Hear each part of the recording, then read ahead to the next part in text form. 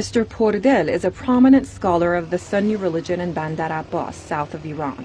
He graduated from the University of Islamic Religions in Medina in Saudi Arabia. He's made a decade's worth of attempts to present the true face of Islam to his students. هر کسی انسان بیگناهی رو بکشه بدون گناه، بدون این که چه مرتکب قتلی عمد شده باشه یا مفسد فی الارض باشه، مثل این که اگر یک نفر رو بکشه مثل این که کل بشریت رو کشته. فکأنما قتل الناس جمیعا. این حدیث نیست که بگیم ضعیفه یا مرسله یا نمیدونم فلانه، این آیه قرآنی است.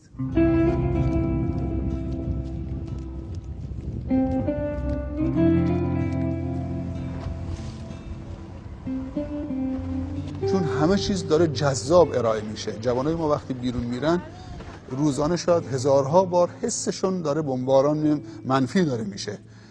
بمباران منفی خیلی جذابه، چون ما تاثیر سمعی داریم، تاثیر بصری داریم، تاثیر لمسی داریم تو جامعه. همین اینها ما رو تحت شعاع خودش قرار میده.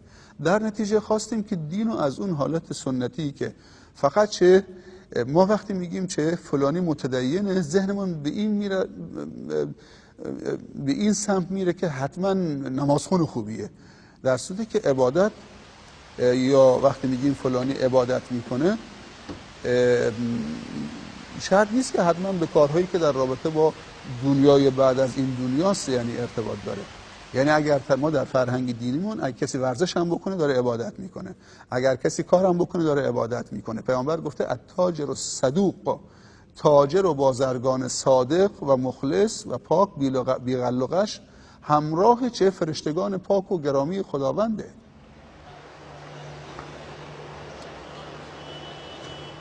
This is the School of Religious Sciences in Bandar Abbas, where Mr. Pordel teaches his students.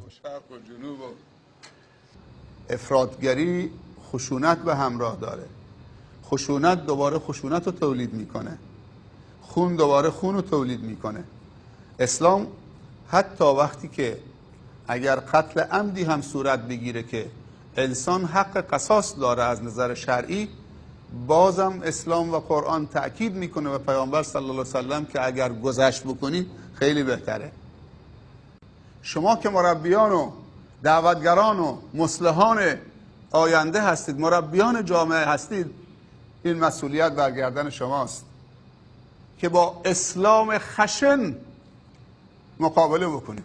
اسلام همش رحمته، صلح و صفا و صمیمیته، همش محبته، همش رحمت و شفقته.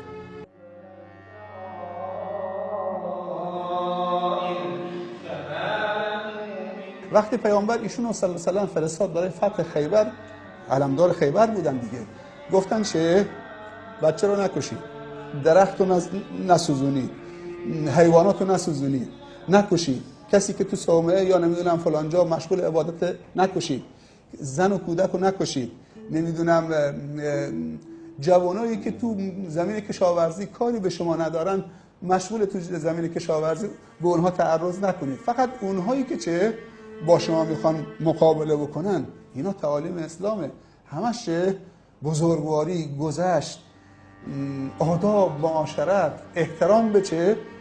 به حتی به مخالفش. کسانی که میخوان درباره اسلام قضاوت بکنن بر بگردن به خود قرآن و سنت و سیره رسول الله صلی الله علیه و سلم و صحابه و ائمه، بر بگردن به اونا چه بودن، از اونجا الگو بگیرن. اینها الگوی ما نیستن، ما از اونها بری هستیم.